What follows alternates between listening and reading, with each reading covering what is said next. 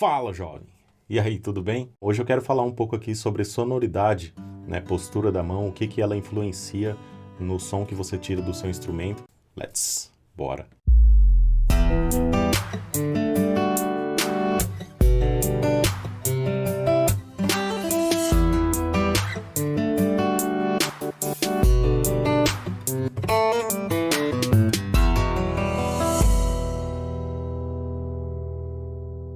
As pessoas veem o jeito que eu uso, né, que eu costumo tocar, a postura que fica ali minha mão direita, e eu diria que é uma herança, assim, da época que eu estudei violão clássico, sabe? Uma das duas posturas mais comuns utilizadas nesse universo do violão clássico, né? Essa postura que eu considero mais natural, né? A mão, ela é uma continuação da direção que vem o braço. Então, eu acho que essa é uma postura bem mais natural do que a outra postura que é bastante utilizada também na escola do Francisco Tárrega, a mão virada, né, para baixo, assim. E isso, assim, só de eu fazer esse movimento aqui, eu já começo a sentir uma dor aqui, ó, nessa parte aqui do pulso. É uma das posturas também que muitos grandes músicos violonistas utilizaram, né, na história do violão. A grande diferença, ao meu ver, fora essa questão do conforto e desconforto, né, dependendo do seu físico aí, né, da sua estrutura, do seu braço, para mim é bem desconfortável deixar a mão virada para baixo. Mas ainda tem muita gente que usa assim. A grande diferença que você já vai perceber é o som que sai quando você deixa a mão virada para baixo.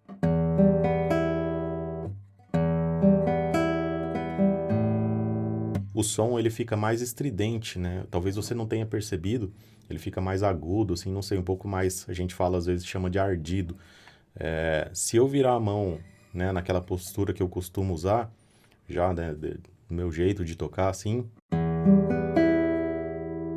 você já nota que o som fica muito mais... um som que a gente chama de aveludado, né? Ou polido, não sei. É um som mais suave. Eu vou fazer o movimento aqui bem devagar para vocês perceberem a diferença quando eu mudo a postura da mão.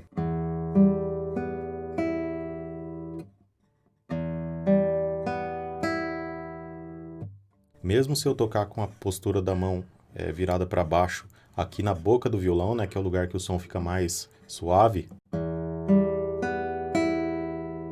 ele continua ainda um pouquinho, né, ardido, estridente. Eu vou voltar agora, ó, a postura que eu costumo tocar. Percebe? O som fica muito mais macio, dependendo do estilo que você toca. Uma vai combinar mais ou outra vai combinar mais.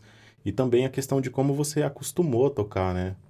Às vezes você acostumou a tocar com a mão virada ou com a mão mais no sentido do braço, assim. Aí varia um pouco de cada um também, né? Fora o gosto também, né? Pelo som, tem gente que prefere aquele som um pouco mais estridente. Eu já prefiro o som um pouco mais aveludado.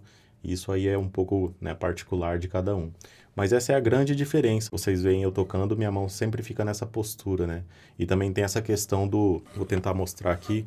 A mão, ela fica meio que arqueada, assim, né? Como se fosse um C. O braço está encostado aqui no corpo do instrumento. E aí a mão faz um arco, né? E repousa aqui sobre as cordas. Depois que você acostuma a estudar de uma certa forma, independente do estilo ou do que você for tocar, sua mão vai meio que respeitar aquela postura ali que fica mais natural para você, né? Se torna mais natural.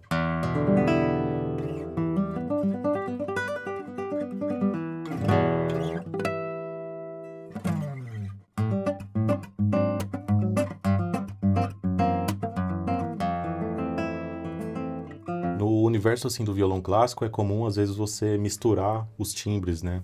Às vezes as peças, né, que a gente chama, as músicas, elas têm momentos que elas às vezes se repetem, sabe? E aí para você não repetir com aquela mesma, voltar a música do mesmo jeito que você já tocou antes, você mudava o timbre, sabe? Tocava o início com um som mais aveludado e aí depois na repetição colocava um som um pouquinho mais estridente ou vice-versa. Ou às vezes para dar a sensação de que um instrumento estava conversando com o outro, né? Para imitar instrumentos diferentes de uma orquestra, em peças que eram tipo miniaturas para violão, né?